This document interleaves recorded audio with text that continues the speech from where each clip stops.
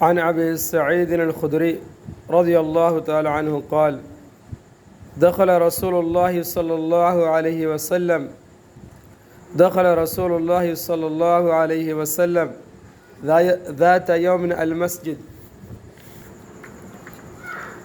حضرت ابو سعید خدری رضی اللہ تعالیٰ عنہ روایت کرتے ہیں کہ ایک دن رسول اللہ صلی اللہ علیہ وسلم مسجد میں تشریف لائے، فَإِذَا هُوَ بِرَجُلٍ مِّنَ الْأَنصَارِ، تو آپ کی نظر ایک انصاری شخص پر پڑی، یقال له ابو امامہ، جن کا نام ابو امامہ تھا۔ فقال یا ابا امامہ ما لی اراک جالسا فی المسجد فی غیر وقت الصلاة۔ آپ صلی اللہ علیہ وسلم نے ارشاد فرمایا، ابو امامہ کیا بات ہے کہ میں تمہیں نماز کے وقت کے علاوہ مسجد میں الگ تلگ بیٹھا ہوا دیکھ رہا ہوں؟ قال ہموم لزمتنی ودیون یا رسول اللہ۔ حضرت ابو امامہ رضی اللہ تعالیٰ عنہ نے عرض کیا، یا رسول اللہ، مجھے غموں اور قرضوں نے گھیر رکھا ہے۔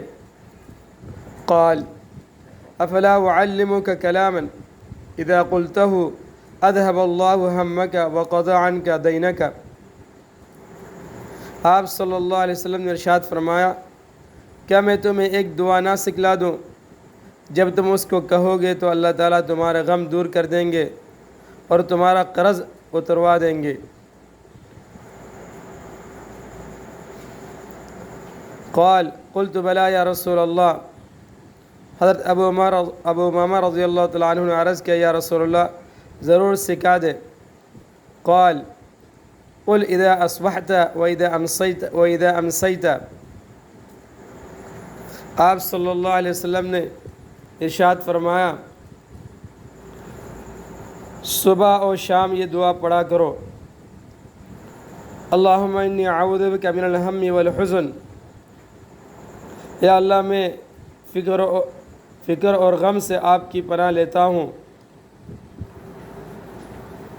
واعوذ بک من العجز والکسل، اور میں بے بسی اور سستی سے آپ کی پناہ لیتا ہوں، واعوذ بک من الجبن والبخل، اور میں کنجوسی اور بزدلی سے آپ کی پناہ لیتا ہوں، واعوذ بک من غلبۃ الدین وقہر الرجال، اور میں قرض کے بوجھ میں دبنے سے اور لوگوں کے میرے اوپر دباؤ سے آپ کی پناہ لیتا ہوں۔ قال ففعلت ذلك۔